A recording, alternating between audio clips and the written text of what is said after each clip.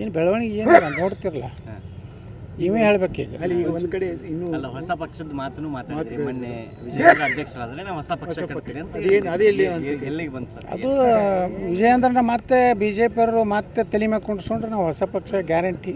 ಅಲ್ಲಿ ಸದ್ಯ ನಮ್ಮ ಸರ್ಕಾರ ಬಹುಮತ ಬರೋದು ಗ್ಯಾರಂಟಿ, ಕರ್ನಾಟಕ ಉದ್ಧಾರ ಆಗೋದು ಗ್ಯಾರಂಟಿ. ಅಲ್ಲಿ ಇನ್ನೂ ವಿಜಯೇಂದ್ರನ ಬದಲಾವಣೆ ಇಲ್ಲ ಅನ್ನೋವಂಥ ಮಾತುಗಳು ಕೇಳಿದ್ರು. ಬದಲಾವಣೆ ಮಾಡೋದು ಬಿಡೋದು ಆ ಪಾರ್ಟಿಯವ್ರಿಗೆ ಸಂಬಂಧ ರೀ. ಅವ ಅಯೋಗ್ಯದಾನ ಭ್ರಷ್ಟದಾನ ಅಂತ ನಾವು ಹೇಳಿರಪ್ಪ, ಅದ್ರ ಮೇಲೆ ನಮ್ಗೆ ಅವನೇ ಬೇಕಂತ ಮಾಡ್ತಂದ್ರೆ ನಾವೇನು ಮಾಡೋದು? ಅವಾಗ ಇಡೀ ಪಾರ್ಟಿನೇ ನೀವು ಹೇಳಿದ್ದಕ್ಕೆ ಸಪೋರ್ಟ್ ಮಾಡುತ್ತಂದ್ರೆ ಸರ್, ಈಗ ಅಯೋಗ್ಯ ಅಂತ ನೀವು ಹೇಳ್ತೀನಿ ಅಂದ್ರೆ ಇಡೀ ಪಾರ್ಟಿನೇ ಅವ್ರಿಗೆ ಸಪೋರ್ಟ್ ಮಾಡುತ್ತಂದ್ರೆ ಹೆಂಗೆ ಸರ್? ಮತ್ತೆ ನೀವು ಯಾಕೆ ಯಾವ ಮಾಧ್ಯಮ ನಿಮ್ಮದು ಚಾನಲ್? ನಮ್ದು ಟಿವಿನೇ. ಹಾಂ, ನೀವು ನ್ಯೂಟ್ರಲ್ ಅದಿರಿ ಬಿಡ್ರಿ.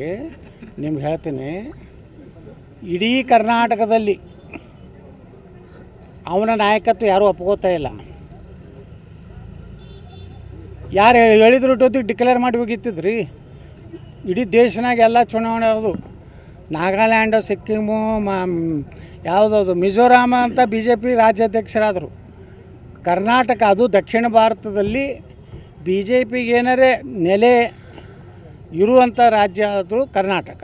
ಇಲ್ಲಿ ಒಬ್ಬ ರಾಜ್ಯಾಧ್ಯಕ್ಷನ ಆಯ್ಕೆ ಮಾಡಲಿಕ್ಕೆ ಇಟ್ಟು ಗೊಂದಲ ಯಾಕಾಗೈತಂದರೆ, ಎಲ್ಲರೂ ಈ ವ್ಯಕ್ತಿನ ಬೇಡ, ಇವನ ನೇತೃತ್ವಕ್ಕೆ 30 ಸೀಟು ಬರೋದಿಲ್ಲ. ಅವ್ರ ತಂದೆಗೆ ಅವ್ರ ಮಗ ಎಂಥವ್ ಇದ್ರೂ ಅವನಿಗೆ ಪ್ರೀತಿ ಇರ್ತೈತಿ. ಏನು ಹೆತ್ತವರಿಗೆ ಹೆಗ್ಗಣ ಮುದ್ದಂಗೆ ನನ್ನ ಪೂಜ್ಯ ತಂದೆಯವರು ನನ್ನ ಪ್ರೀತಿಯ ಮಗ ಅಥವಾ ಹೊಡ್ಕೊತ ಹೋಗ್ತಾರೆ ಅವರು. ಆದರೆ ರಾಜ್ಯದ ಜನ ತಿರಸ್ಕಾರ ಮಾಡಿದ್ದಾರೆ.